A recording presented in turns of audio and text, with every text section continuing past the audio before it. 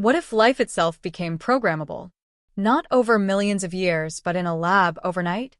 Welcome to Life 2.0, where AI doesn't just mimic nature, it redesigns it. Imagine bacteria engineered to eat plastic waste, or yeast cells brewing biofuels instead of beer. This isn't sci-fi, it's synthetic biology. And it's exploding because of AI. Here's the secret. AI algorithms can now design living organisms faster than evolution. Companies like Ginkgo Bioworks feed AI data on DNA sequences, and it spits out blueprints for custom cells. Think of it as living Legos, mix and match biology. Meet Ideonella sicyensis, a bacteria that snacks on plastic bottles. Scientists used AI to supercharge its appetite. In 2023, it went from breaking down plastic in weeks to hours. And this? It's not just a burger.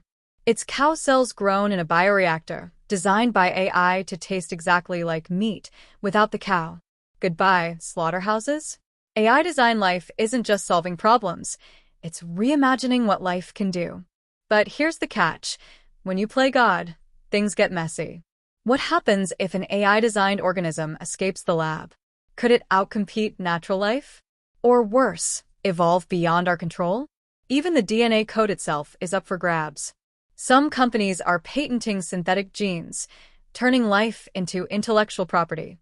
Is that innovation or exploitation? Despite the risks, the potential is staggering. Imagine vaccines designed in hours, not years, using AI. Trees that scrub CO2 and produce solar power. Even de-extinction, woolly mammoths, engineered from ancient DNA, roaming Arctic tundras to fight climate change.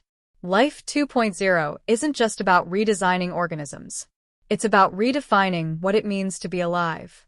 The code of life is no longer sacred. It's open source. And the next evolution? It's being written by machines. So are we creating saviors? Or something far more unpredictable?